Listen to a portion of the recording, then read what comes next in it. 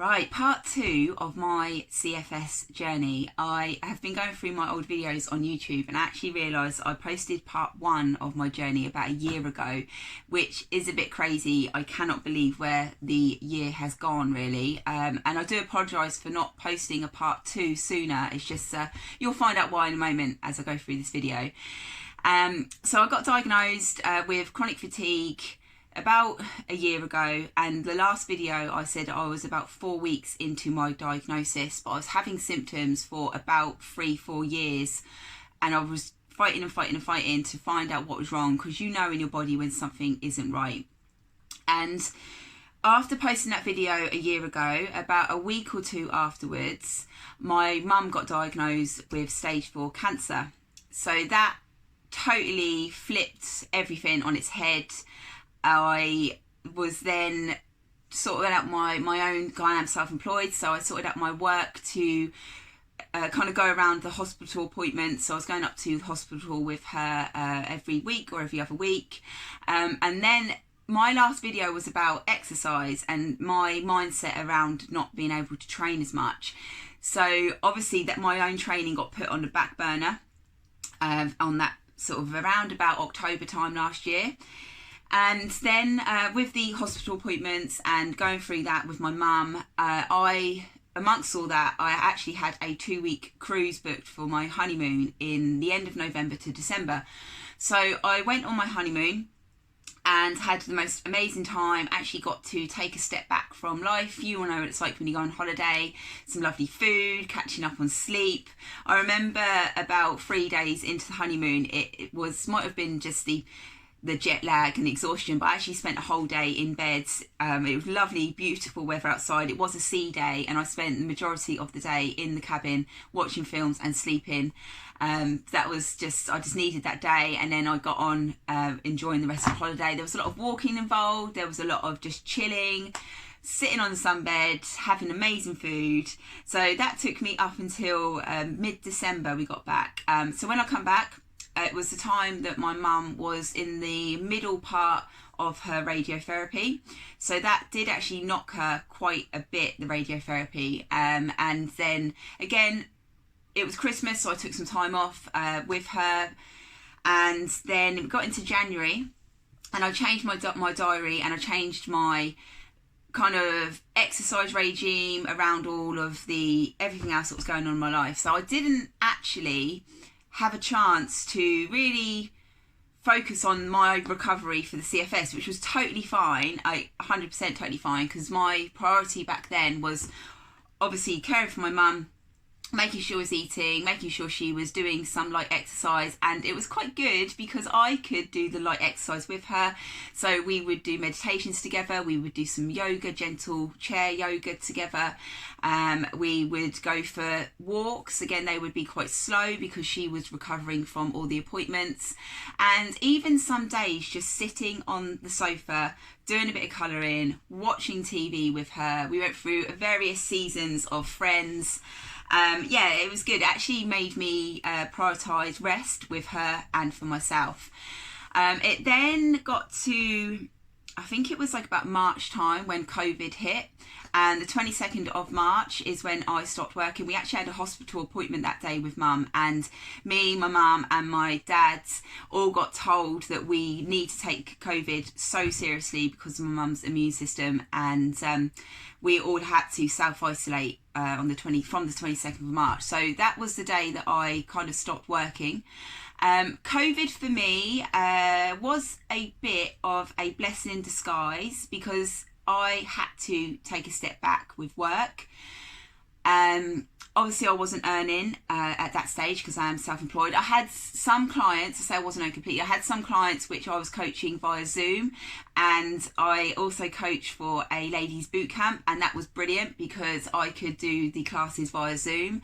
And a lot of that, obviously all the gyms closed, so a lot of that was my own movement, my own training as well. There was some training, online training, where I would just generally coach, and in some of them I would demo the exercise depending how I felt on the day. But my own CFS journey kind of took a bit of a back burner until the next part of the 6 months, which I don't know if to do a part 3. I might include some of it on this video. I don't want to be too long on this video.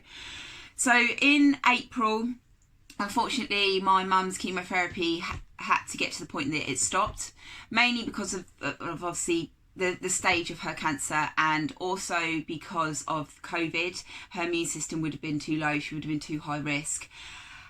So unfortunately she did pass in April, and the lead up, the 2 weeks before, it was me, my auntie and my brothers who were the main sort of, obviously, and my dad, who was the main source of care for my mum. Again, because of COVID, Macmillan couldn't really come out to us. We didn't really have a lot of support. So really the last sort of 4 days of the care at home, I was sort of sleeping next to her on the sofa. I managed to get a COVID test, which I was so grateful for. So I come back negative. So I was at that point of call with my auntie to do the majority of the care. When it's a strange one, because after she passed, it is just kind of go, clearing the house, sorting out the funeral, being there for my dad.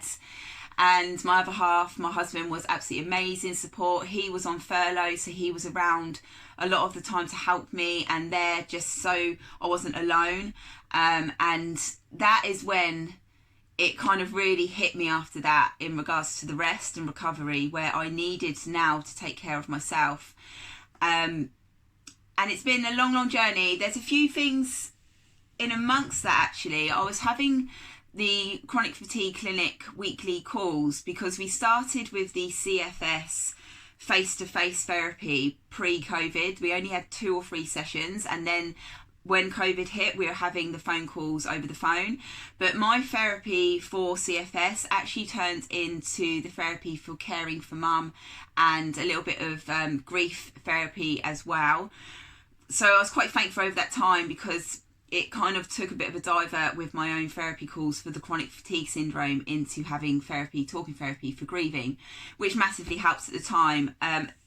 Post probably March, April, about May time, I had some more therapy from the chronic fatigue syndrome from a lovely lady. I can't remember her name, but they were hour-long phone calls, and she really helped me prioritise what I need to do to rest and recover from the grief, rest and recover from CFS, and also to understand what I can and can't do with exercise, because exercise has been in my life, my whole life.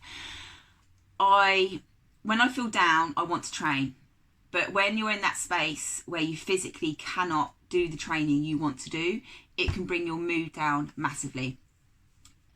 In my last video, I said about my compulsive kind of drive to train, to punish my body as such because of the weight loss. So I want to put that into kind of, I mean, back then on that video a year ago, I was training 35 minutes to 40 minutes 4 times a week. I now only train 25 minutes 4 times a week, so it's actually gone down. I can walk for longer than 15 minutes now, which I couldn't do a year ago. My walks now are about 40 minutes, so I've really gone into the steady state. Walking massively changes my mindset for the day. It's my time to think. It's my time to think about mum. It's my time to kind of listen to podcasts, just listen to music, or just turn off the music and just listen to nature, to the birds. That sounds a bit crazy, but you know, that's my therapy, listen to the sea. And my actual kind of strength training is about 25 minutes at max. I got to a point when the gyms opened post-COVID that I went back to the gym, signed up. I lasted 3 weeks because I would set my timer for 30 minutes, but I would always do another 15 minutes. And that's my own fault. That's just me being in that environment. It's the exercise ego wanting to push. So I had to take myself away from that and had to accept that I can maintain what I have achieved with my body from doing training at home. I'm very fortunate. I've got dumbbells, I've got a small barbell, I've got Bosu balls, medicine balls, kettlebells. They are light weights. I've got my step box, but I can do full body training at a slow pace, strength training with the weights I've got. I'm not going to hit any PBs. I'm not going to really change my body in a massive way to how it looks now with how I'm training, but to maintain and get that movement is what I need. I find if I do rest for 3 days in a row, I just get stiff. So I do have to do some sort of yoga, mobility, movement. If I miss 1 day, that's fine. But if I go 2 days and missing any mobility work, I get really restless kind of legs at night. I just need to stretch my body. I have changed my work. I work now Mondays, Tuesdays. I take Wednesday as a day to recoup and kind of restore and rest myself, and then I'm fortunate that I then can have that day, and then I work Thursdays, Fridays, and sometimes the odd Saturday morning. I have streamlined my work into online, so more online work has been amazing for me. COVID has pushed me in that direction. I was doing a hell of a lot of sports massage over the last few years. I was massaging up to, my max was 18 clients a week. Now I am hardly doing any massage therapy sessions. I still have got the odd client. They are more therapeutic massage, more kind of sort of deep tissue, but not sports massage. And I do find the days I do see, that's the certain clients I see, the next day I have to rest. Because even though the hour or an hour and a half treatment that I provide, it takes it out of me still. And I know the next day I can't train or can't do too many clients. So those, I prioritise it. So if I've got clients, I have my busy day on a Tuesday knowing I can rest on a Wednesday. Or I have my busy day on a Friday knowing I can rest on a Saturday. So it's all about prioritising. So this is pretty much my journey of the last 6 months. I sort of crammed into 11 minutes. It's been a bit crazy with COVID. It's been a bit crazy with my CFS journey. And on top of that, caring for my mum and the passing of my mum as well. It's just, yeah, it's really overwhelming. But I'm getting there. Massive support from my family, massive support from Jamie, my husband, and my friends. And really appreciating myself to have those down days and those days on the sofa of just watching TV series, having a cry, letting the emotion out of my body, not holding it in, and knowing it's okay to do that. The next video I'm going to do, which is going to be part 3, I'm going to finish this video here. Part 3, I'm actually going to give tips, my top tips of recovery and what to prioritise to help your own recovery. Because there's a lot you can do with diet, gut health, sleep, meditation, movement and exercise. I will do a video on that, and just general self-care. So that will be part 3.